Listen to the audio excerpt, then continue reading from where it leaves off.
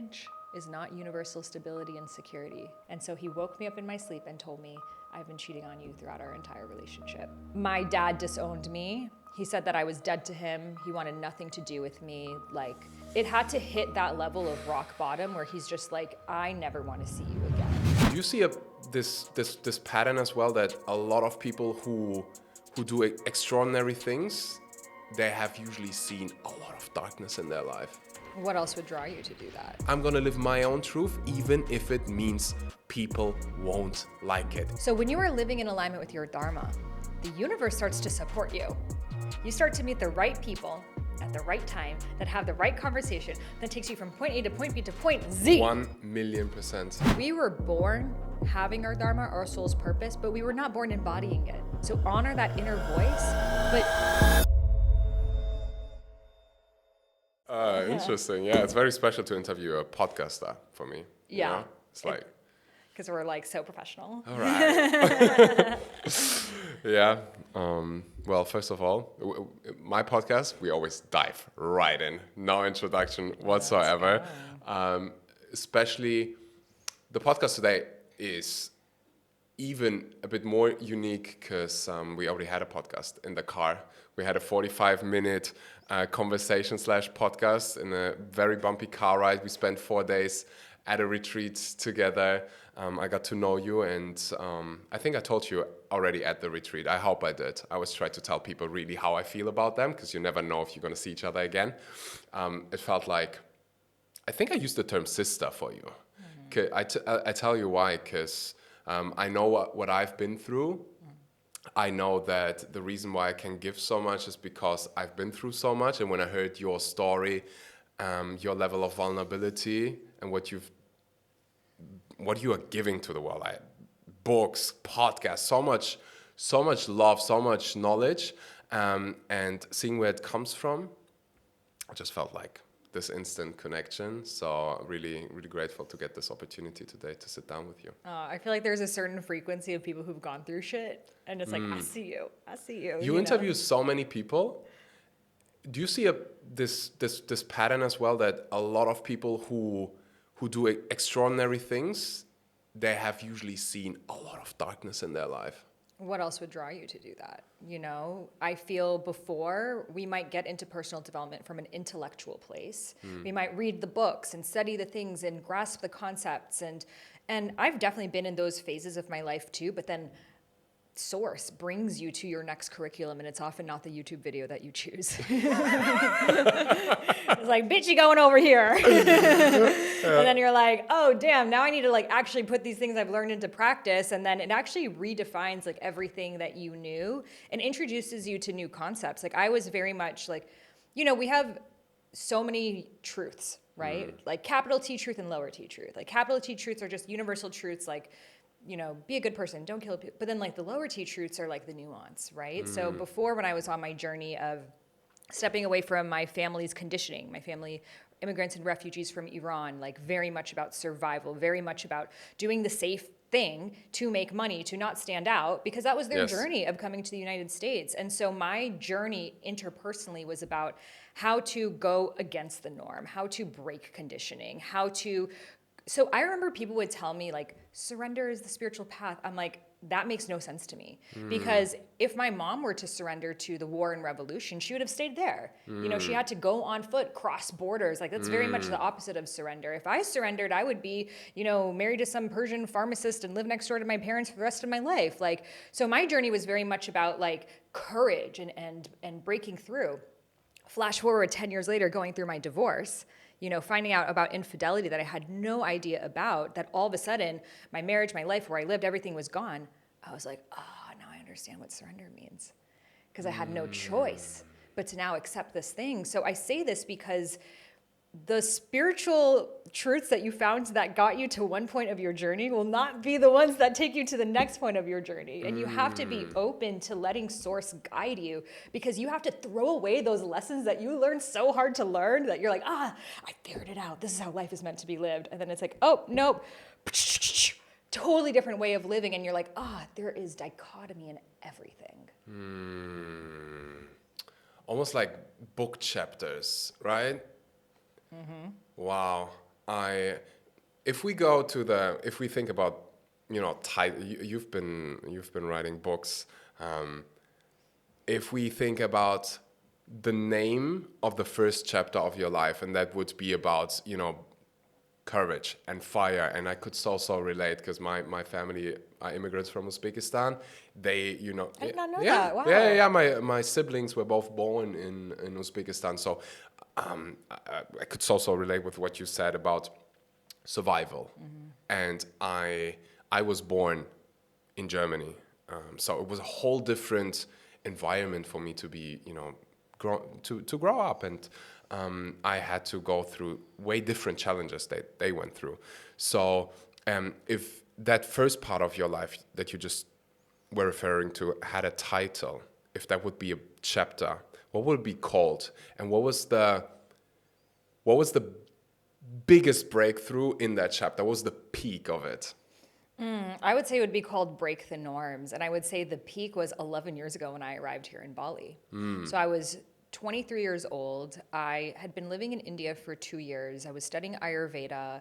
I was dating someone there. So I was sort of like in a home on a path. And so my parents were more okay with it because there was like a form of stability, even though they thought I would marry this person. And they were like, okay, you can be in India, but in that. Then I just felt so trapped. I remember one day I got super sick there. And I just knew that I felt so suffocated, so stuck, because in India, like as a woman, you can't really, in India as a woman, you can't really just like go on the streets and travel by yourself, especially in New Delhi, because the rape cases are so high. So I was very much like a caged bird. And I was 23 years old. I had just graduated from college and I wanted to be free. And I remember, like so many of us, I watched Eat, Pray, Love. And I was like, I need to go to Bali. And just, that movie, Eat, Pray, Love. This is the reason why we're all here. Yeah. Bali needs to just like sponsor that. And so I bought. I hope they get like commission from like. I hope they deserve it. Give them to the street dogs. So I went to Bali thinking I would be gone for 2 weeks. And once I got here, I was meeting people who are like spiritual life coaches and breathwork facilitators and Kundalini shamans. I was like, do your parents know you're here? Like, are they okay with this? Like, what do they think? Like, do you actually make money doing this? Wow. And that was before podcast, before everything. Before everything. Okay. Yeah. I did not know it was possible to make money doing what you loved. I had never seen it. Yeah. I thought it's like you have the things you love. Those are your hobbies that you do on the weekends if you have time. Yeah. And then you have your job that you hate. And that's like how life is. And I remember telling my mom, I'm like, I really want to do what I love. She was like, you think that exists? She's like, grow up. Like everyone just gets a job and deals with that. And she's like, and if you don't want to get a job, go get married. And it's like, those are the two options. And so I come to Bali and I see these Kundalini tantric life coaches and they had different responses. Some of them are like, yeah, my parents live here in Bali with me. I'm like, what? And then other ones were like, yeah, I haven't spoken to my parents in 10 years. I'm like, what?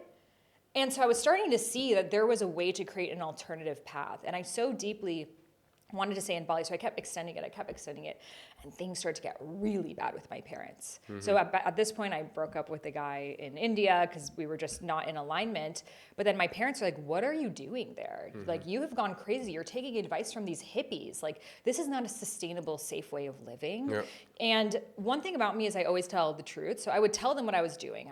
I'm going under a waterfall and screaming, and and they're like, you've lost your mind. They're like, you need to go to a mental asylum. Yeah. And it kept getting worse and worse. Now I'm there for 2 months, 3 months. They, as parents, they don't know what to do because they're losing control. And so much of love and control is mixed together. Yeah. So they're like, you ruined our lives. We can't sleep. Yeah. Like, we sacrificed everything. We came to America, and this is how you repay us. You're so selfish. Who do you think you are? And I was really caught between wanting my parents' approval, wanting to please them, also not knowing maybe what they said is right. Maybe I am getting advice from delusional hippies and I'm never going to make money. I don't even know what it is I want to do. Yeah. I just know it's not that. Yes. Right? But so I would be like, okay, I'm going to come back to Boston and, become a real estate agent or something secure. And then when I would do that, I would start to cry. Like, my soul was just like, no, like you have not come this far to go back. But I didn't know what it was. And, in India, I went through really bad health challenges, and that's what brought me to Ayurveda.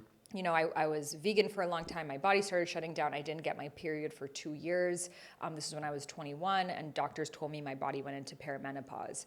And through Ayurveda, which is the sister science of yoga, based on the mind-body connection, I healed my body. I regained my period. I regained vitality. So then I started to think, wait, maybe that's my purpose, to share what I've overcome.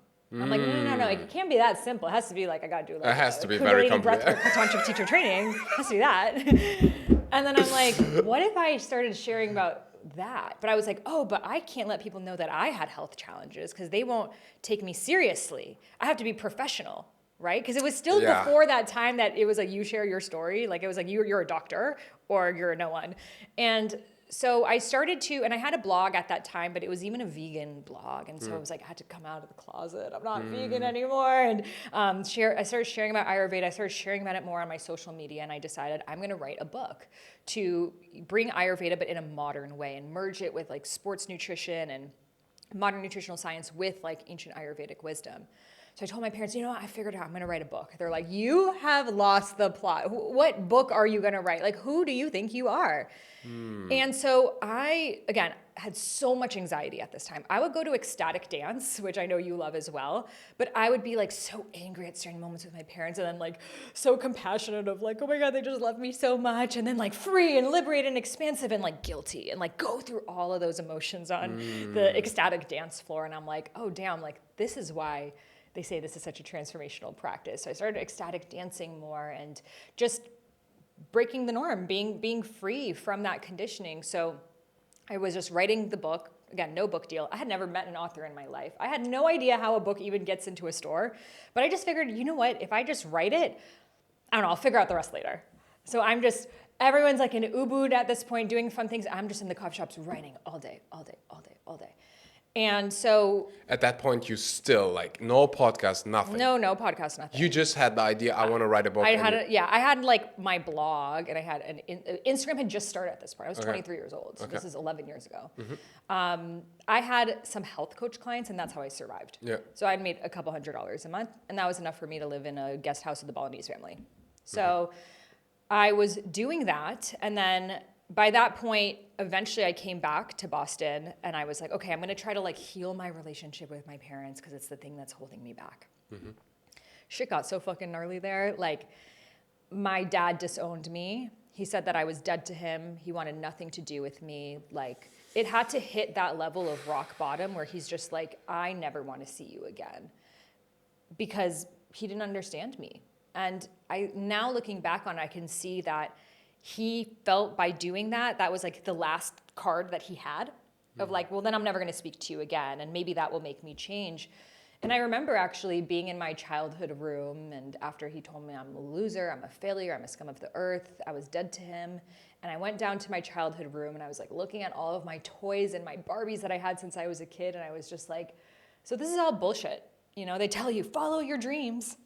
And here I am doing it, and I'm dead to him. But then what happened was, suddenly I felt this numbness like take over me. And this numbness was just like, oh wait, I have been living my entire life trying to get that tap on the head. You're doing a good job. We approve of you. We love you. We're proud of you. I've been living my whole life like coming back from school, like, look at the grade I got. Oh, look what I did. Oh, even look what I'm doing in Bali. Do you approve? Do you approve? Do you approve? Am I enough? Am I enough? Do you love me? Do you understand me? Do you see me? And it had to reach that level of like, no, they don't. But do you understand and see and approve of yourself? And finally, in that moment, I felt this wave wash over me of like, I am free. I am free from trying to live for someone else's approval, which he doesn't even have his own approval. How do I expect him to approve of me when he doesn't even believe that he's enough? And then this feeling of like unfuckwithability, of like, oh, so if I have no one else to live for, then I guess I'm going to live this life for myself. And that was like, never, because it was always like I'm living my life for, in the subconscious way for someone else. And it's like, so if I have no family, no boyfriend, no friends, I had no one at this point of my life, then I'm like, okay, so what do I want to do? So I met this girl in Bali. She was a yoga teacher. A week later, she's like, I'm going to be hosting a yoga retreat in India. If you like share it on your social media and teach an Ayurveda workshop, you can make enough money, $1,300, and that will buy you a ticket back to India. I was like, okay, I'm done. So I did that, got a ticket back to India, lived in a $2 a night hut in India.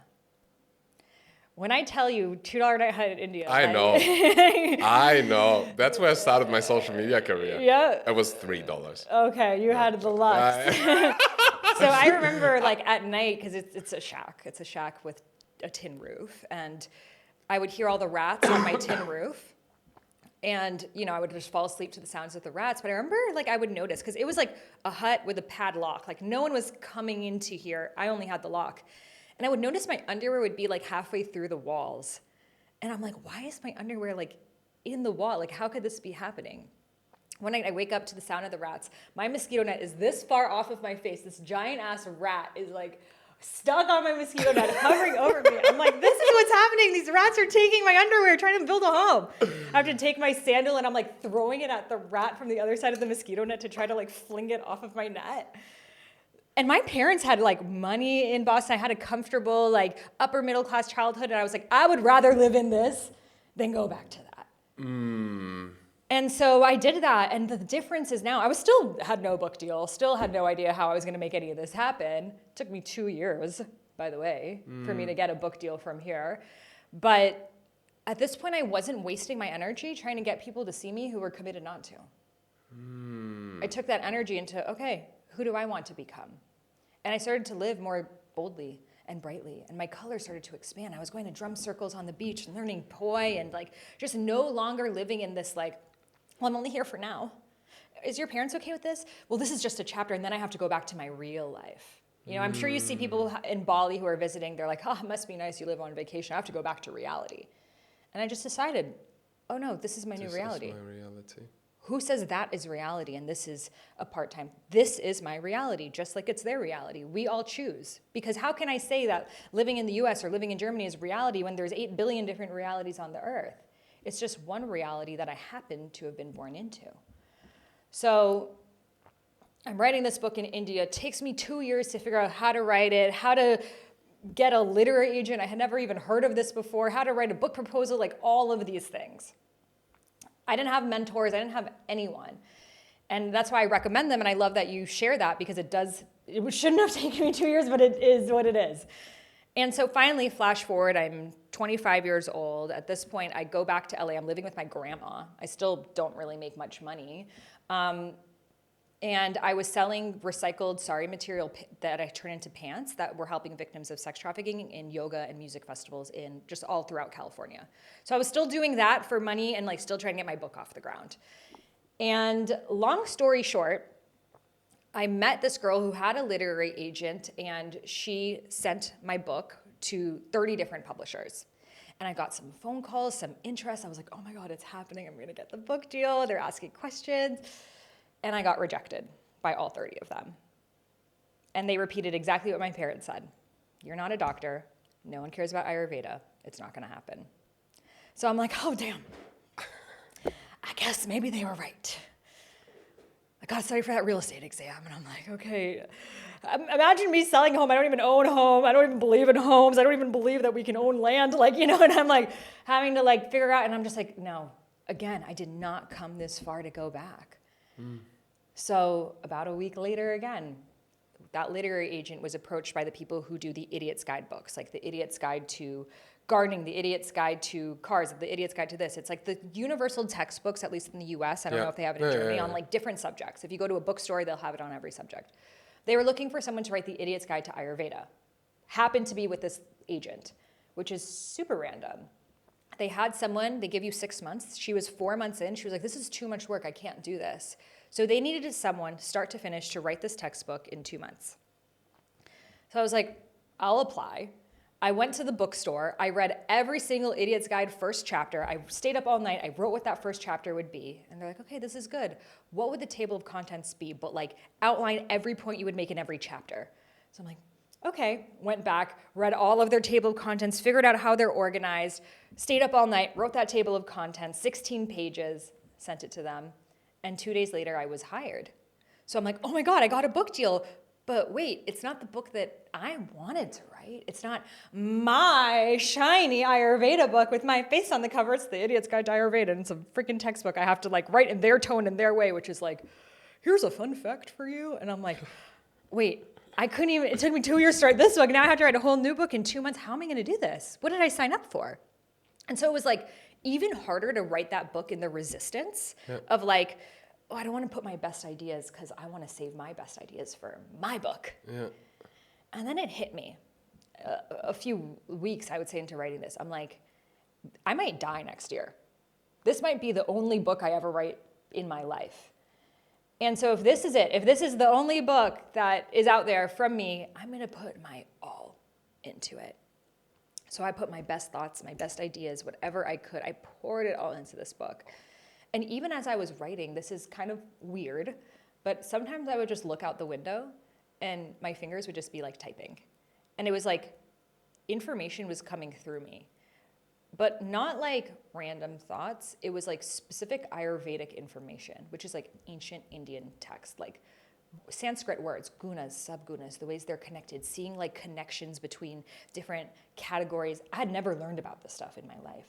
And I was just trusting it, and I was just writing it. And I was just like, I don't even know where this information is coming from, but it was like, it was almost like my fingers were going so fast, and there was so much that I was like, if I don't write this down right now, it's going to go away, and I'm not going to have access to this. It was like clouds of information that I don't even know where I'm learning this from. So I wrote it, and they fact-checked it, and it was all right. So somehow my soul was remembering this ancient Ayurvedic wisdom that I believe was from past lives, that I believe my soul chose this journey of going through health challenges, of writing my own book, but being rejected for that book, to write this Ayurvedic textbook, which was almost like my PhD, my like, okay, before we go and create our own shiny way of doing things, can we honor these sciences the way that they were? And I feel in our Western world, we all want to be the expert instantly, but we don't want to sit and be the student.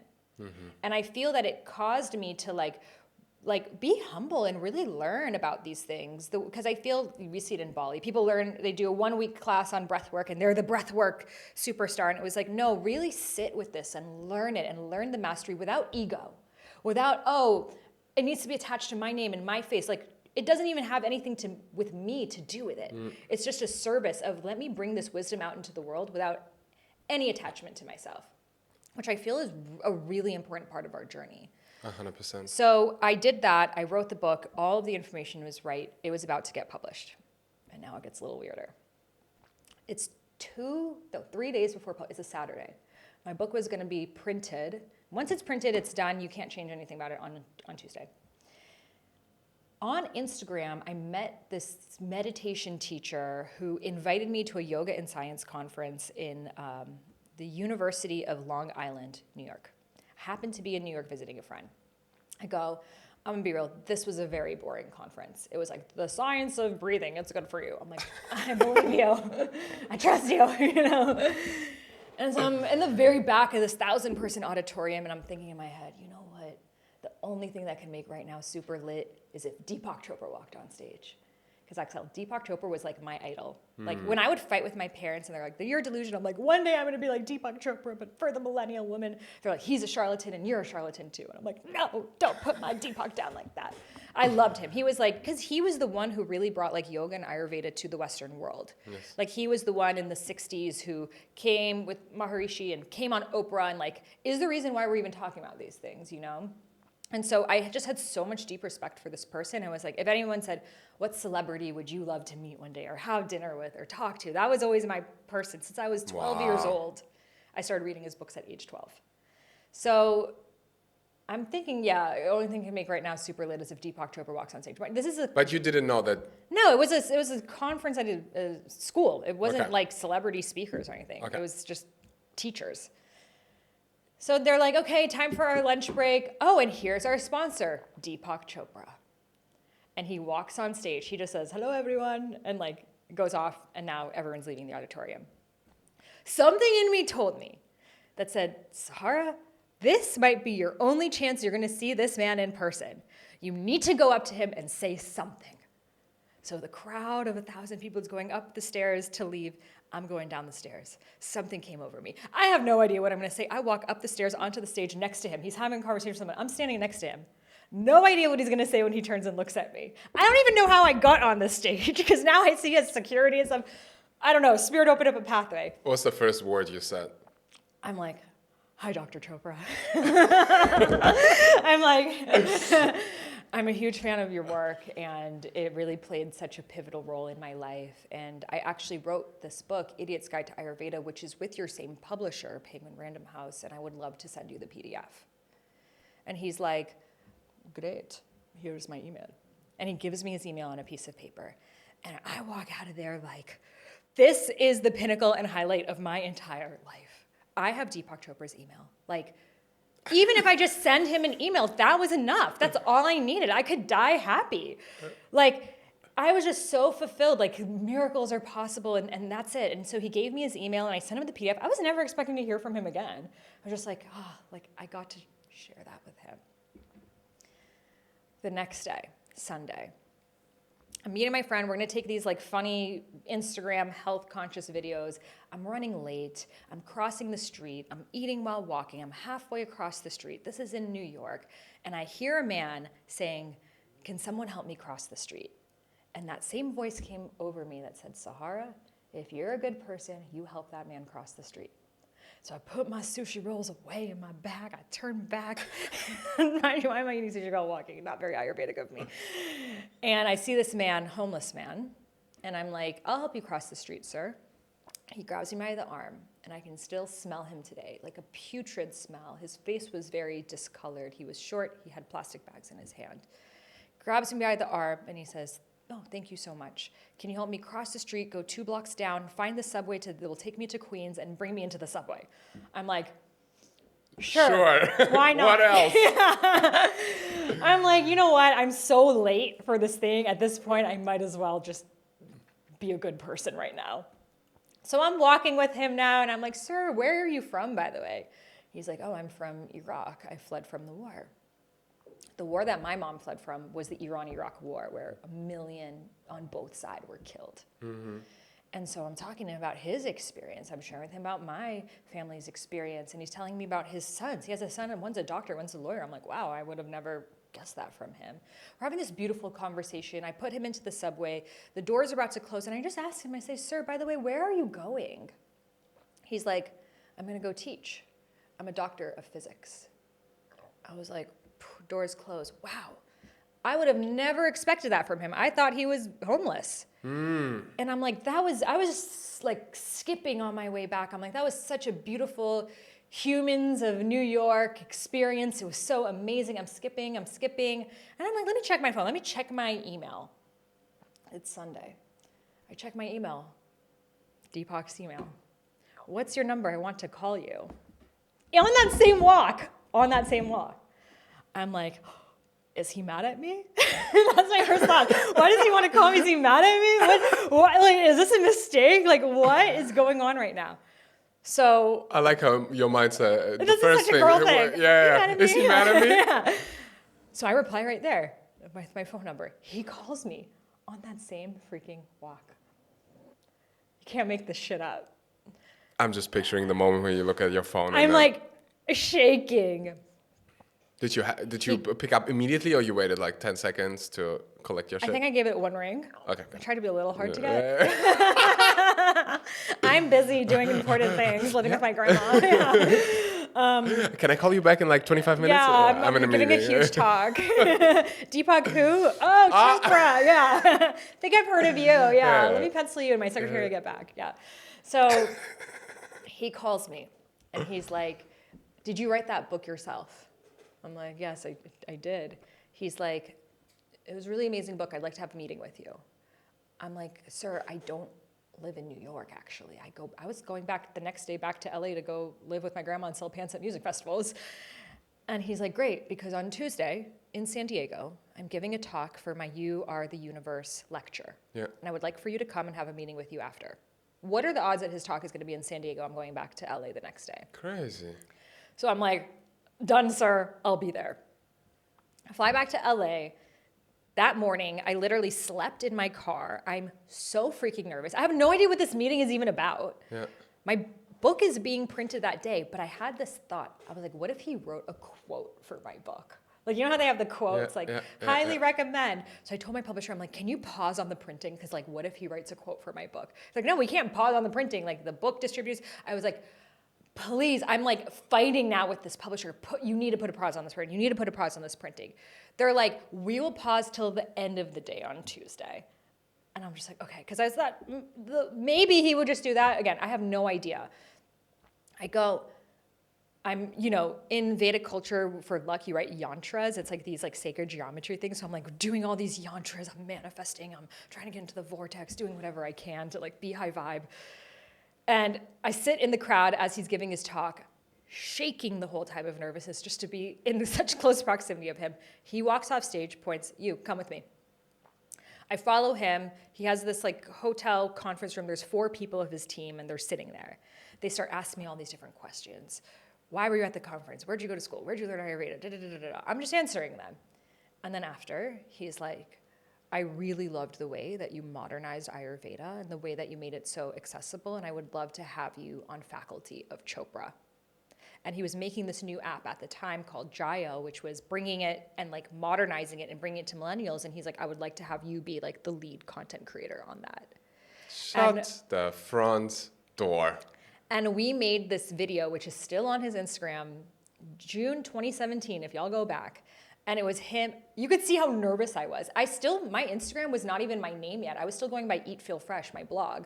I'm like, hi, I'm Eat Feel Fresh. And, this was 2017, like 8 years ago now. And he introduced me and said, this is Sahara. She's going to be the head content creator. She's now on faculty of Chopra, and I'm so excited to introduce you to her. And he offered to write the foreword of my book. I thought I would get a quote, maybe, not join faculty and get a foreword. I was in shock, but you know what? My nervous system couldn't handle it. I was like, oh, shit's about to go really bad now. Because when things go really good, they always go really bad. So I was like, I couldn't even let myself get excited because I was like, oh, the second shoe's about to drop. So I'm like, holy shit, my life just massively changed, but this can't be real, right? And so he used to go on Facebook Live every single day and talk about different Vedic concepts. And I remember him talking about this concept called Kriya. Kriya means effortless flow when you are living in alignment with your Dharma, your soul's purpose. That when you are finally, imagine the way that I see it now is we were all born on this highway. That highway is taking us straight to our highest path, who we're meant to be, how we're meant to show up.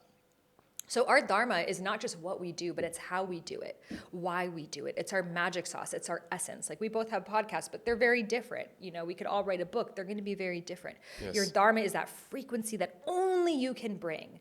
And that is why your soul chose to incarnate on this planet. It's not random that we're here. If you're here for a reason. So when you are living in alignment with your Dharma, the universe starts to support you. You start to meet the right people at the right time, that have the right conversation, that takes you from point A to point B to point Z. 1,000,000%. And you're like, oh shit, I could have never planned this myself. Because source, humanity, we can see it wants to grow. Consciousness wants to increase. It's happening whether we're here or not. Ideas are meant to come through to the collective, and they will choose the vessels that can make it come through. That's why sometimes you watch Shark Tank, you're like, I thought of that 10 years ago. It's like, bitch, you didn't do anything about it, So it's like these ideas are meant to come through the collective, and they choose the vessels that have the capacity, but through our own dharmic way, So I have a couple things I can say now looking back on it, that I was meant to be on this path. I always was spiritual. I had to go through the health challenges. I had to go through my parents disowning me. I had to learn how to believe in myself, even when the people whose love and respect I wanted most didn't believe in me. I had to go through that uncertainty. And I don't believe that homeless man was a human. I believe that he was an angel. And that angels take the shape and form as humans sometimes to test to see if our heart is in the right place. Because what are the odds that another doctor of physics, like Deepak Chopra, but this time he wasn't the shiny professor on stage who's going to bring me up in my career, but rather he was making me late for my meeting. He was holding me back at that moment. He smelled. He was ugly. People didn't want to look at him. Would you pay him the same respect as you would pay this shiny, celebrated person that you think will bring you ahead if they have the exact same knowledge. Wow. And the fact that I said yes in that moment was the quantum leap and shift that brought me into Kriya, that brought me into Deepak writing that email, that brought me into having that meeting, that brought me into being on faculty, him writing the foreword of my book. And I realized, oh no, life is always meant to be lived that way. I've been living in karma. Karma is bounded action by the universe. So if we were all born on a highway to our dharma, karma are the barricades on the side of that highway. They're saying, no, don't go here. We're going to make it hard for you. You know, when you're going off path, you're like, oh, I really want to do this thing, but I'm going to make more money doing that. At first, tap, tap, tap. You're feeling anxious. Something's feeling off. You don't feel a good feeling in your body. Most of us drink more coffee, take more Adderall, do more whatever. Keep going. Yeah. And then the universe is like, okay, you're not listening. Punch, punch, punch.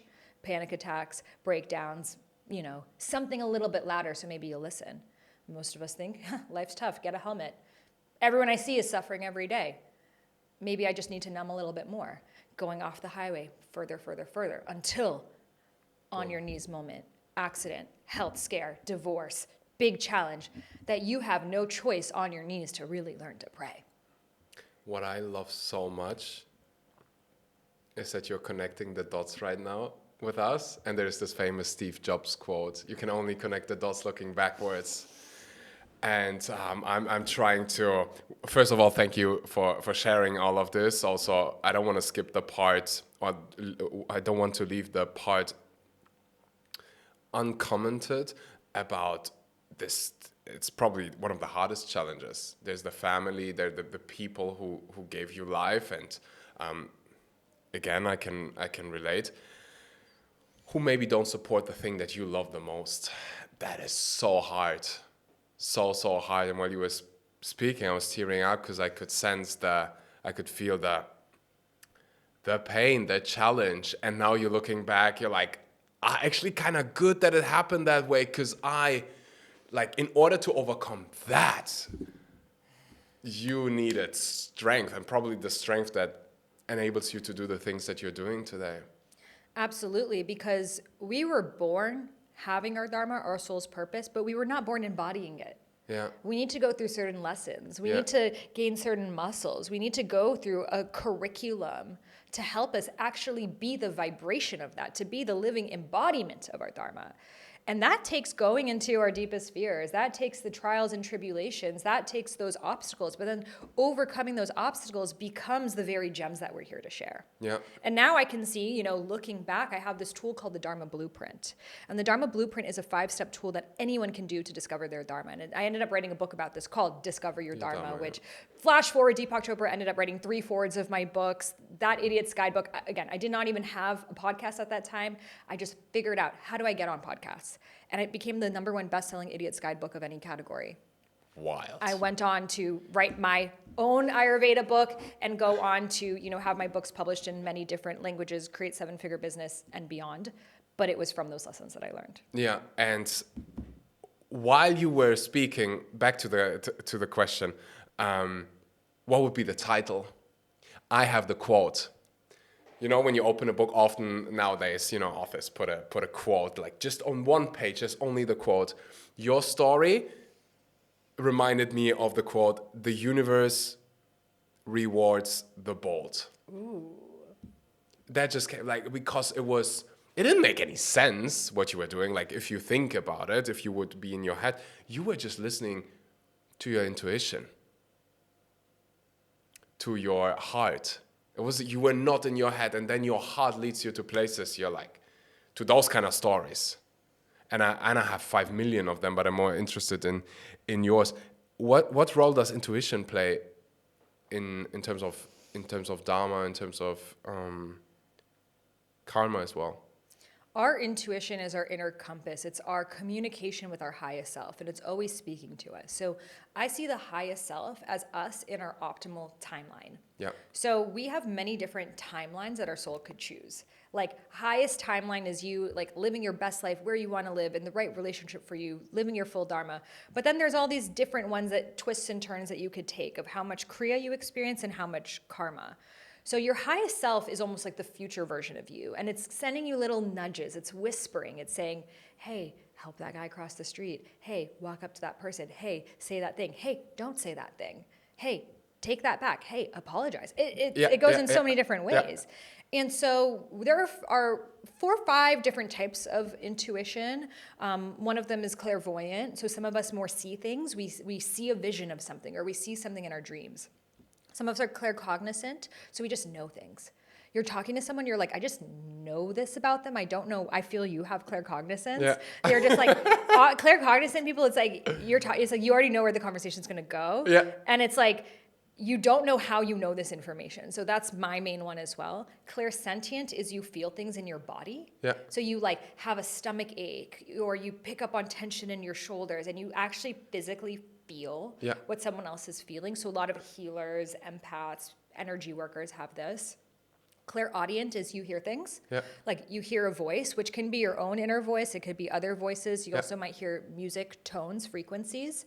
And there's also clairgustant. Some people like smell things. They'll have a certain smell or taste. So it's starting to learn the language of our intuition. So as I've learned, it's like mine is like this subtle thought that just comes, and it's my own voice. But when I listen to that subtle thought and I take action on that thing, moments later, I understand why. I have the same thing. And it doesn't make any sense. Are we crazy? Yeah. We are, clearly. This one shift changed my whole life. It's called creating evergreen products. Evergreen products are one of the best inventions of humankind. It enables you to change lives, to also make money while you sleep. And I'm serious, I mean it. I created a free training showing you exactly how you can do that. How you can create win-win concepts so that your teachings are completely scalable, and you also for yourself have automated income. So you don't have to worry every single month, oh, how will I make money the next month? Because you have a certain amount of money knowing it will come. That's the beauty of evergreen content and evergreen courses and evergreen products in general. I created a free training. All it takes for you is to click on that link and sign up and watch it and execute it. It could completely change yours, because it did change mine and the ones of my clients. But a million %. I had this thought, sell everything you have, quit that safe job you worked so hard for. And everybody called me crazy, including my own father, because they were all programmed.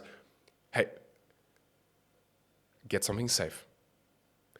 We just immigrated from a country where you don't have opportunities for a fair chance to here so that you have it safe. And now you're telling me you'll sell everything to buy a one-way ticket to Thailand to find yourself? Yeah, but what am I supposed to do? My intuition, my heart, it was like screaming, do this. And that was the first, it took me, I think I was like 21. It took me 21 years to for the first time, to really trust it. To like, okay, I'm going to do it. Let's see where it takes me. Because I've done this other stuff. I tried your way. It didn't work for me. I felt horrible. I got all of the things, their version of success was get a nice job, build a house, good car, you're going to be happy. I got all of the things and I wasn't happy. So I'm like, I tried your way. Now let's try a different way. And so my intuition was this feeling. It just came from somewhere. Just sell everything. It was so clear. Buy a one-way ticket. You'll figure everything out. I didn't have a hotel booked or anything. I didn't even know what I was supposed to do there. I just knew, freaking do it. And I met the most amazing people. The most amazing things happened just because of that move. I love to see it, because I think men have a really hard time listening to their intuition. It's harder for men than it is for women, because men have been even more conditioned to do the safe thing, to make money, to be stable, to be a provider, and that's your only value in our society. So to go off of that and take this risk and your inherent sense of worthiness of a man be in question, it takes a lot. Yeah. So, but then look at what happened on the other end. And not that you did it for that, Yeah. you know, but you ended up being able to make more money than you Way would have more, made way it. more. Yeah. And you were sharing about this test, right? Yeah. And right now it clicked for me because so I went to travel. I saw Asia. I figured out what my dharma was, and then I remember I went back to work to save enough money to be able to afford, really serving and really like stepping into my dharma. And 2 days before I was supposed to leave, and I already started podcasting and just started. I get a phone call from a guy that I once helped out. I was working in the insurance industry, finance business, and he was in his 60s. He was about to retire. So he built this agency for the last 3-4 decades of his life, and he called me and he said, well, I was about to offer you to take over my agency, which means I was in my early 20s, 6-figure salary for me, it was like, oh my gosh. And then he said, but I listened to one of your podcasts you just did, and you were talking about your passion and what you really want to do in life. But I wasn't sure, so I called you and I want to ask you, do you want to explore the offer? And I'm like, my head, smart thing to do. My heart was like, absolutely fucking not. So I said no to that. And I, for the next 12 months, I lived on a couple euros per day. That was the test.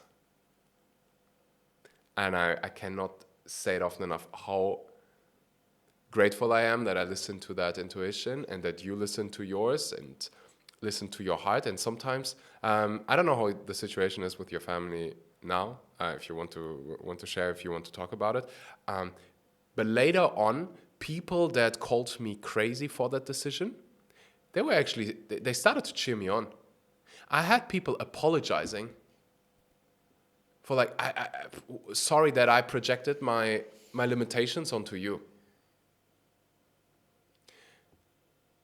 How is it right now for you in that family dynamic, if you want to share? Yeah, so I would say the thing that was like the turning point was when I wrote the book, Discover Your Dharma. So I'm writing this book about living your soul's purpose, but I didn't want to share my own journey. I didn't want to talk about what happened with my family because I knew they would kill me. And I'm like, I finally got to this place that we're talking, we're on good terms. I can't write this, that I'm going to go back to where I was with them before. And my dad is old. Like, what if he passes away? Like, I can't end it like this. So I wrote this book and the editor is like, you need to include your own journey. And I'm like, but they're going to get mad at me. And there I was back to being 23 years old again. And once again, I could die in a year.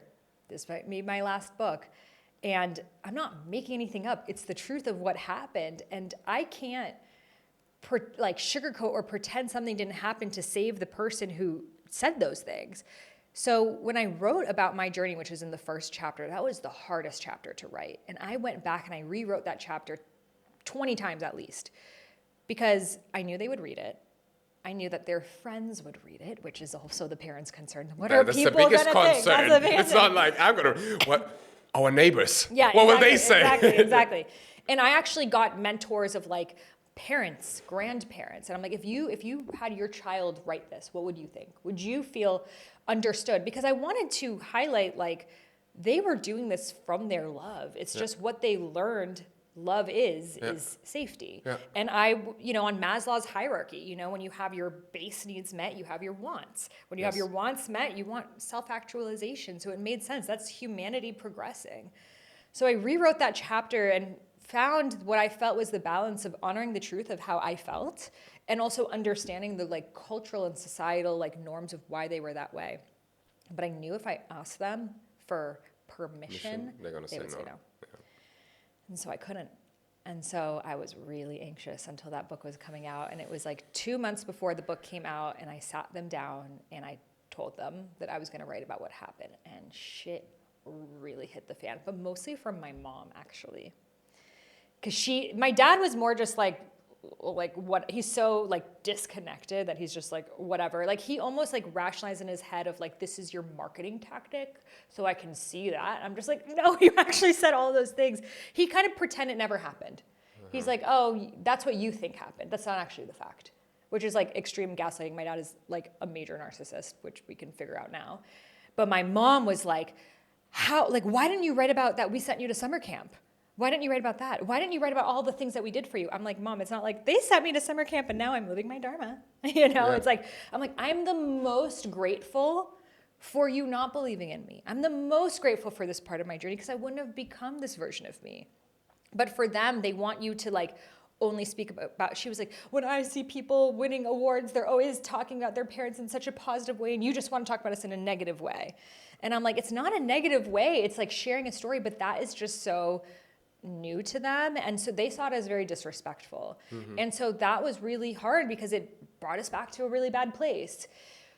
But eventually the book came out and it was like their decision of, do you want me in your life or not?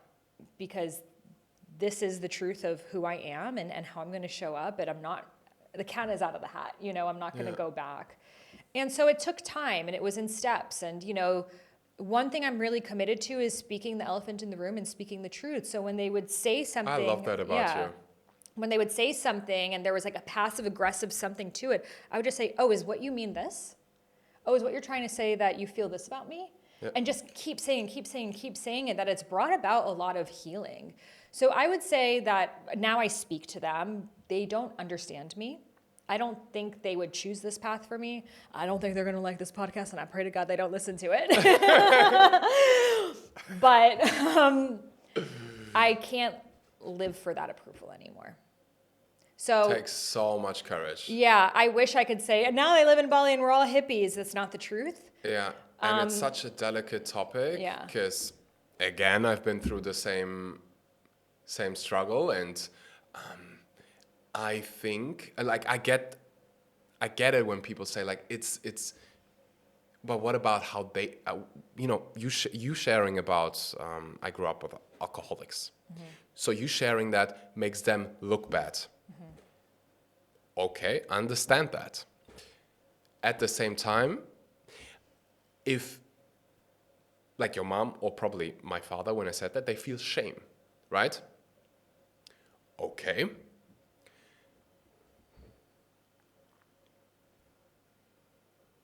But we also have to just face what reality was. And I did shameful things in my life that I'm not proud of. I need to own it. I cannot deny that it didn't happen.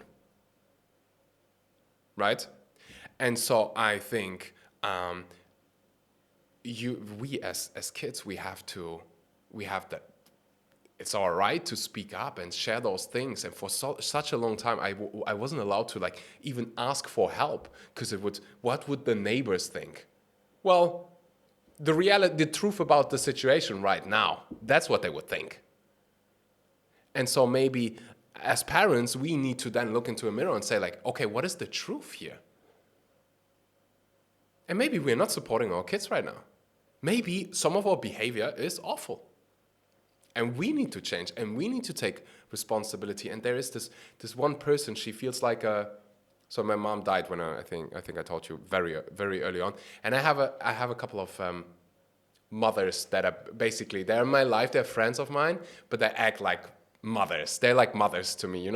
I can call them when I need advice. I can call them when I need help with something. And there is this one particular person who wasn't the best mother for her kids for a long time, but she owns it. She worked on herself. She did therapy. She apologizes. She really owns that part. And I think that's how we have to do. We can't just like put it into a box and let's not speak about this. Let's not speak about abuse. Let's not speak about all of the, challenges we go through, because what will the neighbors say? So I admire you, because it would be the easier thing to just say absolutely nothing. And you sit with that feeling of like, am I ungrateful?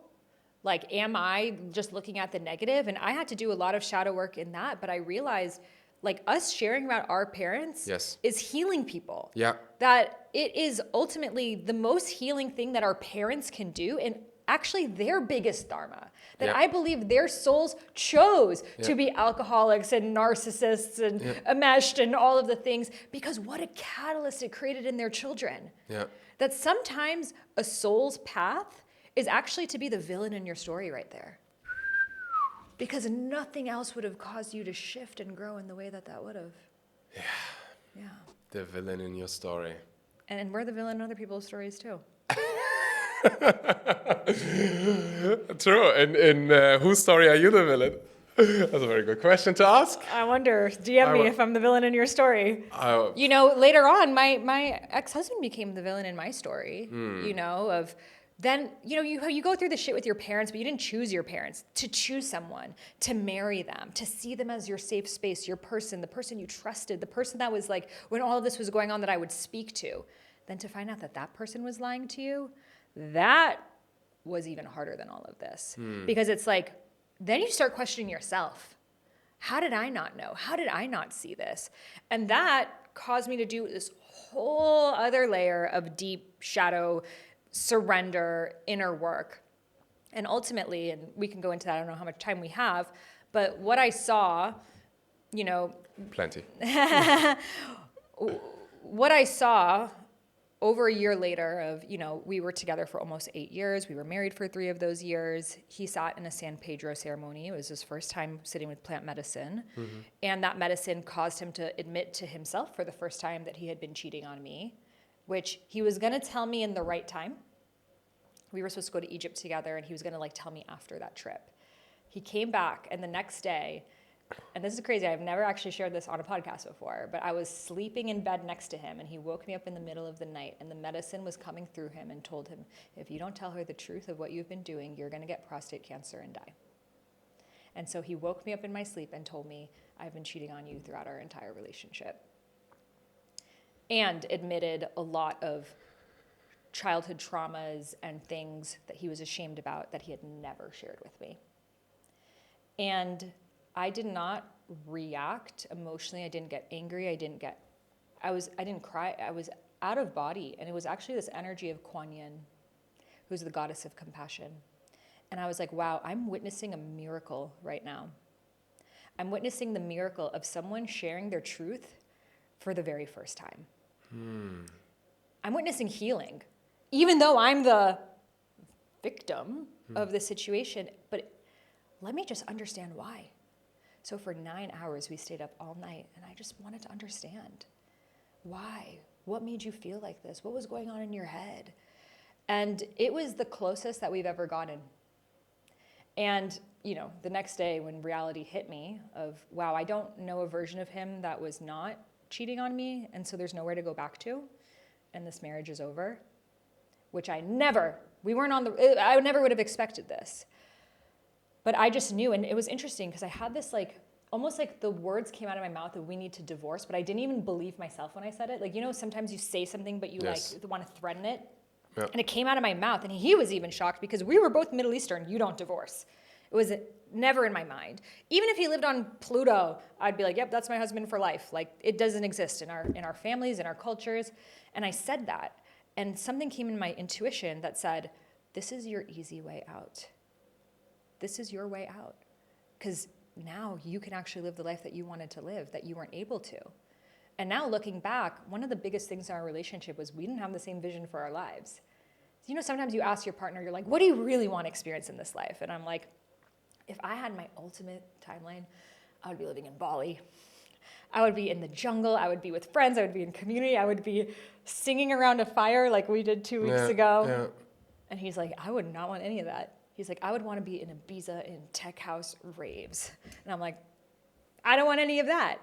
But I loved him, you know? So I was just kind of waiting for like, maybe he'll like reach the point of his spiritual journey to like want what I want. And I'll just like keep nudging him to read books until then.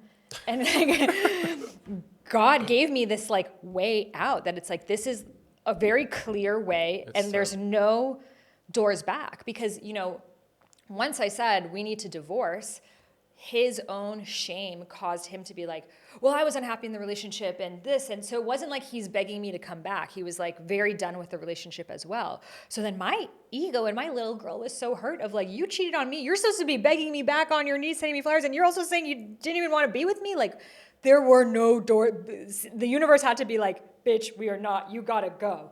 So we were supposed to go to Egypt together. And I was like, do I cancel my trip? What do I do? Like, I need to figure out where to live. Like, what? I don't even know how to get a divorce. Like, what's happening right now? And my friend is like, I'll come to Egypt with you and just take space away from him and you'll figure it out. I packed my bag for Egypt. And once I got there and I landed in this new country, I'm like, oh, I need to do this like as soon as possible. I need to file for this divorce before I change my mind, he changes his mind. I need to be in this momentum. And I never went back. I had that one suitcase. I traveled the world for 1 year out of that suitcase. I went to Bali from there. I went to Trinidad. I went to all the places. It was, instead of eat, pray, love, it was twerk, heal, die. I danced like I've never danced before. I cried like I never cried before. I fully died. Like that version of me, which some of you guys knew her before on social media, the version of me that Andre DeComb's podcast, that was when I was married actually still. That version of me no longer lives. It was a clear break of like, letting that maiden, letting that version of me that's so sweet and innocent and believed in the good of all, I didn't know about the shadow. I didn't know about pain really on a deep, deep level. I didn't know about the underworld. And so we have to start dating those people to get to know them. What we repress within ourselves, we go into relationship with. And he was in a lot of pain and a lot of shadow, a lot of underworld. But it was almost like I couldn't even see it because I hadn't met my own. And so he really taught me pain, which was the greatest catalyst I could have ever experienced. Yeah. And so then I started to have this like empathy that I've never experienced in my life of like, wow, the cashier right there is like going through it. Like every single person is going through it. I started to just see people. The universe started to speak to me in ways I could have never experienced before. It was like all of a sudden, it was like I was awake to this game that we're in. It was like synchronicities everywhere. That Kriya feeling that I had before was like quantum leaped. And it was like I would hear things and I would like go there. And I was like on this scavenger hunt of consciousness. And, we went through the divorce and it was very, very challenging because he had a lot of shame around what he did and he didn't want me sharing it. And so he was trying to silence me and put an NDA on me and saying that I can't share, otherwise he would take me to court. And it was like this really big thing of the worst thing in my life has ever happened to me and I can't share about it. And that was even actually harder than the infidelity of like, oh, then what do I have to live for? And it was actually then I was here in Bali by the Sayan River in Ubud, which is like a place of deep shadow, that I actually, for the first time, had the understanding of why someone would kill themselves. Like, I never understood that before, and I was like, oh, like, I don't want to, but I get it. Like, to be in, like, have this thing happen to you, and you can't share about it. And it was like all of the women in my lineage for thousands of years who have been abused, who have been abandoned, who have been cheated on, who have been, in whatever way suppressed, but then they have to hold the secret. And I'm like, I am not doing this. But then the alternative is to be in court with him for the next few years, to lose my money, to lose my dog, to lose years of my life. And that was so hard because it was like the energy of Kali Ma, who's like the goddess of like sacred rage and like liberation and truth, which is a fierce energy in me. That chapter you said of being bold, that was that energy, Kali. And then that energy of Kuan Yin, that's like, he's hurt, he's scared. He has so much shame. He's afraid if you publicly share about this, his life is going to be over. He's going to lose his business and everything he gained. You love this person. Why tear him down? He was acting unconsciously. Just move on with your life. You don't need to share everything. Both things make sense. I don't know what to do. What did your heart say and what did you end up doing? My heart said both. My heart in some moments was just like, get him to sign those papers, move on with your life, close this chapter. You don't need to be the martyr here. You don't need to make your whole life story this. You have so many more things in your life. Just keep moving forward. The other part of me is just like, you will not skip past this. This is the biggest part of your story thus yet. And if you suppress this, you're going to become just like him. Holding on to something that you're ashamed about, that you can never speak about, and it's going to show up in another kind of way. And I remember in Egypt, I was looking at the hieroglyphics, and the hieroglyphics were like speaking to me, and seeing the snake. I was noticing the snake, and it's like past and everything, and I'm like, the snake is trauma. The snake is that thing that happened in the lineage that it's passed on intergenerationally. And the woman in my family, silence. The men in my family, shame. And the snake keeps passing out intergeneration until someone is brave enough to face the snake. And says, it ends with me. And say, it ends, and I'm not scared of you. I understand you, snake. You just want to be seen and felt and understood too. And so I went to Tirta Empu, the water purification temple here in Ubud, and I was just asking God for guidance. Like, is it Kuan Yin? Is it Kali? Like, please, like, what is in the highest good for all? For me, for him, for the collective. And it just showed me, it's like, however you show up for the situation is how he's going to show up. When you show up of, I'm going to take you down, he shows up like that too. When you show up in the super Kuan Yin, then he shows up. I'm like, how can you have an in-between? How can you not elicit reaction from him, help him feel seen and understood, while also not negating yourself and your own little girl in this, of just trying to save his? And so I told him, we can be each other's greatest demise, or we can be each other's greatest catalyst. I don't think either of us want to spend the next few years in court fighting. I think we both want to move on, but the way that I heal is through sharing my story. And if you take that away from me, you take away my entire life. And he was like, I don't want to take away your ability to share your story. It's just that we live in this cancel culture world, that if you're going on the internet and saying, this is what happened to me, then my business and my life, and it was his lawyers telling him that, which I understood. And I'm like, I'm not going to say it in a slandering way. And I don't want to even talk about it right now. I don't even know if I ever want to talk about this. But I don't want the ability to be able to talk about this being taken away from me. So we decided that after 2 years, I could share the story, which was a back and forth of like 5 years, 1 year, this, that. We decided 2 years, we agreed, and we amicably divorced without lawyers. But actually, after a year, and I did not speak to him at all for 9 months at all, and there were some moments that it was still like deep conversations, clearings that needed to be had. But after a year, he's like, you can share the story if you want. I trust that you'll share it in the right way. So if you're listening to this, and it's still kind of scary to me because I'm just like, oh, fuck, like it hasn't technically been like, well, it was 2.5 years. It's like, I think right now is about 2.5 years. Then I'm like, what if he changes his mind? But it's like, fucking trust. Like to have this person that was the villain of your story, and now it's like, you got to trust each other. Yeah. He has to trust that I will share about him in a loving way. And I have to trust him that and I am. And we're friends at this point. And he is living a completely different life, working on the projects that matter to him. And I'm here living in Bali, living the life that I could have. And every day I wake up and I'm like, thank Goddess for that divorce.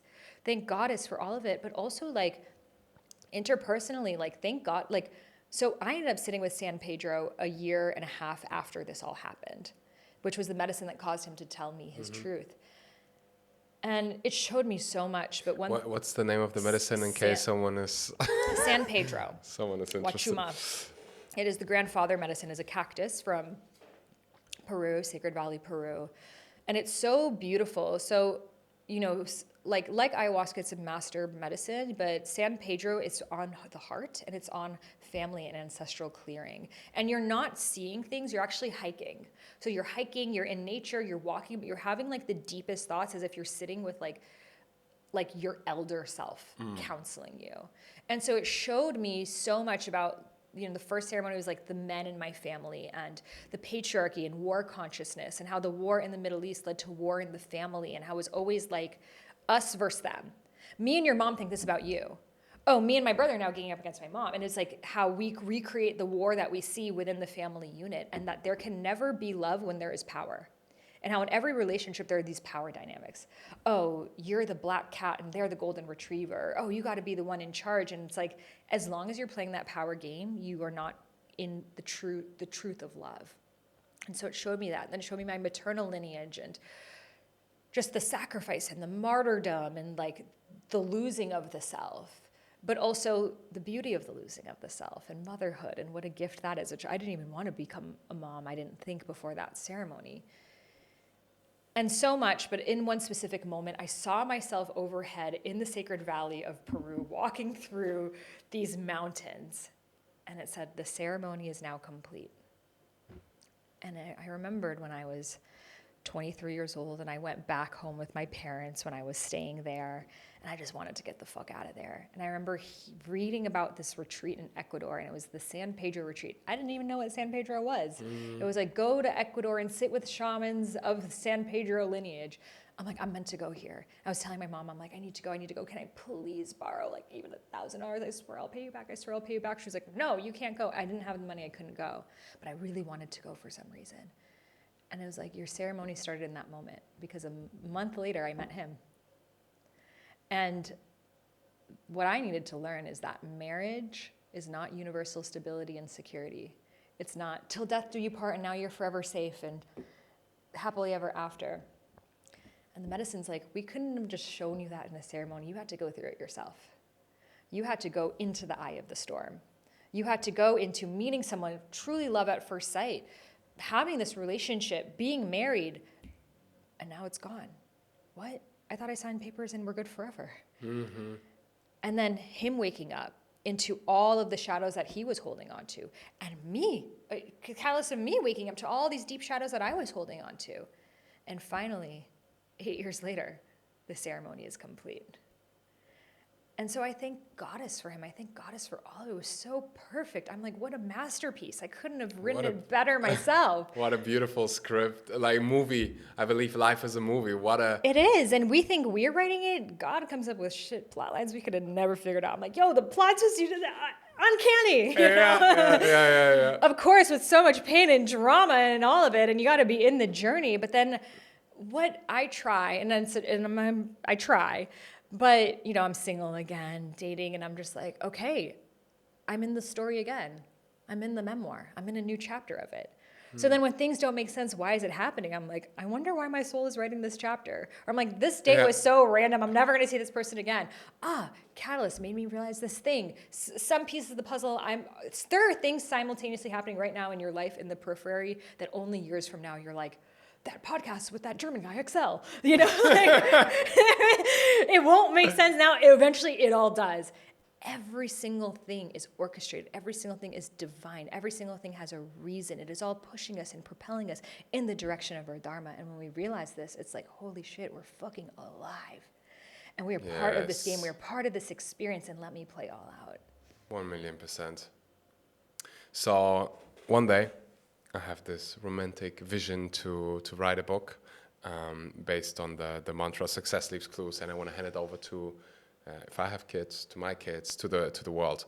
I get to spend time with some really amazing people like you, who are so genuine, definitely, but also generous with their story, their wisdom. If you could leave one message for my kids, for your own kids, if you ever have some, for the world, what would it be? What would be the first thing you would want to say? Like, this was really valuable. If you practice this, you might save yourself a decade. You're going to save so much pain, or this was really helpful for me. What would it be in your case? I would say trust that inner knowing, even if it makes no sense, but trust enough to take action on it. Because it's only when we take action on that we see it through, that we see the cause and effect, and we get the feedback that guides us towards the next step. We're never going to figure it out in our head. We can come up with a lot of different plot lines and stories of how we think it's going to go, but guess what? The moment we thought about it, it never goes that way. Yeah. So honor that inner voice, but do the thing, get the feedback, and it will show you the next step from there. We only have a flashlight that shows us 10 feet ahead. Yes. We don't know it's 11. You got to keep walking each step. And it gives you feedback. It's like bumping cars. It's like, oh, I went this way. Okay, a little bump over there. Went that way. And then you start to notice the subtleties of it, that you don't need to have that giant karma on your knees moment every single time. You're like, oh, this thing felt a little bit off. Let me maneuver my pathway. And then you become like the F1 drivers who are like the most subtle little things. And you're like, and it doesn't mean like harder things don't happen. They do. But often it's like in the area that you weren't paying attention to, right? Yeah. Like I was like, I went through my spiritual journey. I'm a spiritual teacher. I wrote books, Dharma queen. I'm good. It was like, oh, but you weren't looking at your relationships. Boom. Yeah. There's your, and so I'm sure there's some other shit I'm not looking at. I don't know, my mold maybe, like something, I'm gonna get on another journey. So it's like, and trust, it's like, I think sometimes we get obsessed with like looking for the shadow, and it's like life will teach you. Life is the ceremony, life is the messenger. So whatever is the problem in your life right now that you think, I can't live my purpose because of this thing, I can't be happy because of this thing, that very thing is the way. Yeah. Overcoming that very thing is who you become as a result of that is the very catalyst for you to actually have so much more than that thing. Because you think you want that thing, but what life has stored for you is something so much greater than your ego, like limited mind can ever imagine. So the last words I will leave you with is trust, flow, surrender, let go. Yeah. Just keep saying that, trust, flow, surrender, let go. And that's why I started making music, affirmations I would tell myself when I was unknown, uncertainty. I don't know where I'm going to live. I don't know what to do next. Trust, flow, surrender, let go. I'm the one I've been waiting for. Trust, flow, surrender, let go. If life would be a movie, which it kind of is, and you would be the main character, and we would all be watching this movie, right? You're the main character. You know when you watch a really good movie, sometimes you just want to scream something. You want to yell at the main character, like, go this way, or pick this person. Don't open this door. What would we scream at you? Right now, of what I'm not doing. Right now, if you would be watching your life. Emotionally available men. No. Yeah, I'd say something on those lines. Sorry. Yeah. I'm trying. No, what would be the people say? Like, if we would watch your movie, you are in the movie, we are looking at you, what would we yell? That I'm doing right? Yeah. I think they'd just be like, go, bitch. They'd just be cheering me on. You guys would be beatboxing for me, and I would just be crumping. I think it's beyond words. I think it's just, there's nothing to say, and that's why you even shifted into going beyond words of just like, no one knows each other's path. No one knows the right thing to say. That's what I love about coaching. I don't know what I'm going to say next, but I'm just mirroring back to them, and then their intuition guides them. So I would say, just drop a beat for me, and my soul will know. 100%. And it's today during this interview, usually I talk a lot, but sometimes I don't. And I don't plan those things. It's like my intuition. It's like a sense. You were just flowing, and I didn't want to it just felt right to just sit here, listen.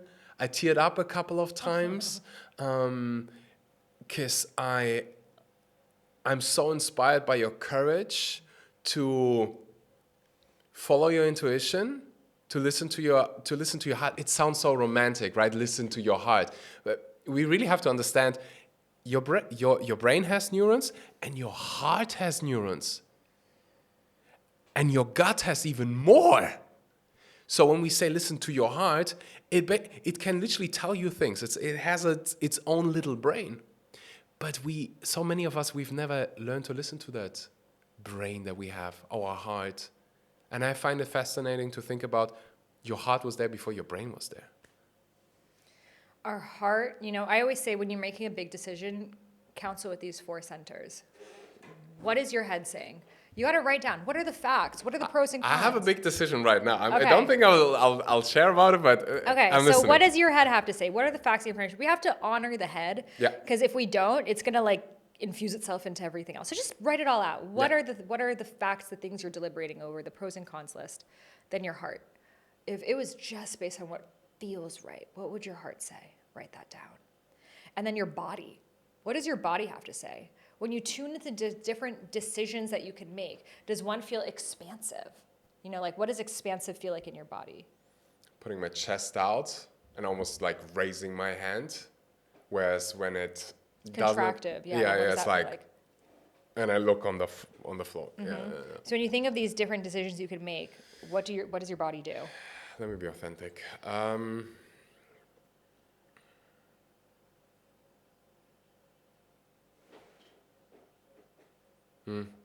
There's one decision where it feels like there's like this heavy backpack I can take it off. So it feels like a deep, like, And the other one?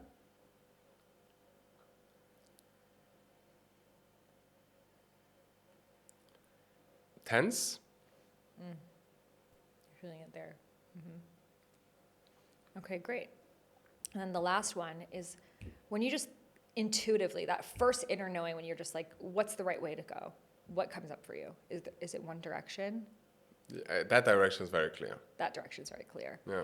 So you take all 4 of these into account, and you can write them down and look at them and sit with it, because it might change in a few hours. It might change because we're guided by different centers at different times, right? It's operated with the times of day. We can see with the doshas. So actually, what Ayurveda teaches us is between 6 a.m. to 10 a.m., we're operated from fire energy. So we're going to be making more rational decisions. From 10 a.m. to 2 p.m., we're going to be more, 6 a.m. to 10 a.m. is kapha time, so earth-based decisions. 10 a.m. to 2 p.m., pitta, fire-based decisions. 2 p.m. to 6 p.m., vata, air-based, creative decisions. So I share this because we change within 24 hours.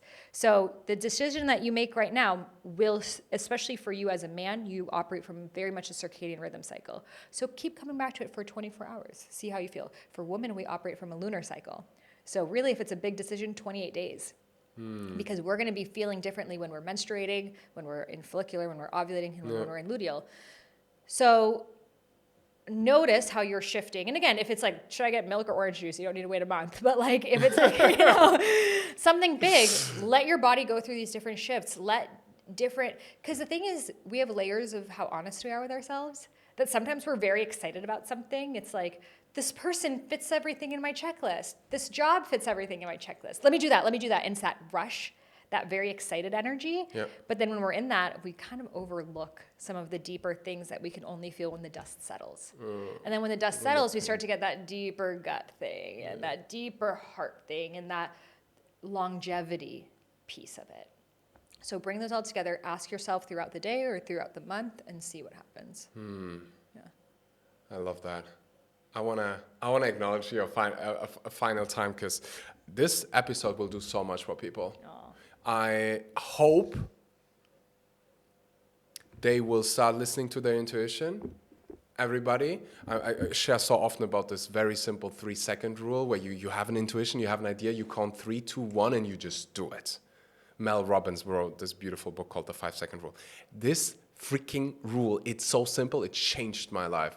3, 2, 1, talk to that person. 3, 2, 1, send that email. 3, 2, 1, pick up the freaking phone. Deepak Chopra is calling you. So that is one thing. What you did, that's why I connected so deeply with you so quickly, is you said it ends with me. You were the one in your generation, in your family, in your generation who said, it's wrong. I'm not going to follow the same path. I'm going to live my own truth, even if it means people won't like it. Even if it means people who don't love me like it. You know, like you, I did the same thing. And I think you are proud, I'm proud, and I hope for some people, it's going to be the piece of advice they need to hear. Like, trust that. Because in your journey, those things, your intuition and doing the things, even people, you didn't wait for approval. You did it anyways. And that led to this beautiful life. And oh my goodness gracious, I'm so excited what the next 2-3 decades bring for you. Probably a lot of good stories, but just massive respect for the wisdom, the courage you share with the world. Well, thank you so much for following your Dharma and creating this beautiful space for all of these conversations and all of the lives that it impacts and the ripple effects that it has. That's the most beautiful part of living your Dharma, is it's like a domino effect. Yep. That through you, I always say your Dharma is your highest form of joy and your highest form of service. Yeah. So from you living your highest form of joy, like, I don't even know how long, we could do this all day. We love it. We're having fun. It's oozing out of us. And it's helping people. Crazy. Like, and you get paid for it. Double whammy, triple whammy, quadruple, it's amazing, Yeah. And then the ripple effect that it's like someone might have heard one thing and it changes the way that they raise their child. It changes the way that they show up. It's like, you know, when you're like waiting in line at a coffee shop and someone's like really anxious and the line's so slow, and then it makes everyone in the line get anxious, and then the barista feels the energy, and then they mess up the latte, and then it's actually running late, and it's like, then you leave, and then you're stuck in traffic and you honk, and then it's like, right? That's how like New York City is. But then when someone pays for the person behind them, wow, that was so generous. Yeah, and then someone gives a tip to the barista, and then the barista's feeling so good. They make the best latte of their life, and then they go home and they're so nice to their partner who had the best day and they had a raise, and then they're nicer to their children. Their kids have a happier childhood. It's like the freaking ripple effect is crazy. Yeah. We realize this, the power we have of one little decision. It's so impactful. So it's like, if I take anything, embody one little quality that you receive from this episode, one little learning, take it with you, share it with someone else, because that is the way that we will raise the vibration of the planet. Mic drop, double mic drop, boom. Thank you so much for being here today. I know you have I think it's called Dharma Summit, right? Yes. Coming up. When is that? So I have my Dharma Summit right now, where I share more about my and 5 different spiritual teachers' journeys into living their soul's purpose. I have a school, Dharma Coaching Institute, which trains you to become a Dharma soul purpose coach. So it's a 6-month training that you actually learn these tools like the Dharma blueprint, the journey, chakra system, etc. So you can actually, and we can offer a discount for your listeners. We can link it below and offer a special discount for them as well if they want to join. And in the book Discover Your Dharma, so we'll share all of that below. Yeah, it will be all in the description box. It doesn't happen often that I don't have much to say, but it's a really good side. Trust, flow, surrender, let go. I hope we find a clip from when you tried to teach me how to twerk. It's great, guys. Thank you so much. Thank you. I really hope you enjoyed today's episode, just as a little gift from our side, from my team, because you stayed until the end of this episode. 30 days of free Fire Within membership. I created the Fire Within membership to give you guys access to the tools that have changed my life, the lives of my clients, and give you also access to a community of like-minded people. We have guided breathwork sessions, guided meditations, guided visualization practices, really tools that enable you to create the life that you deserve and that you want. And it's one of the best things we have ever created. Hundreds of people, live events, sessions that will blow your mind. 30 days for free. You will find the link in the description. Thank you so much, and until next time.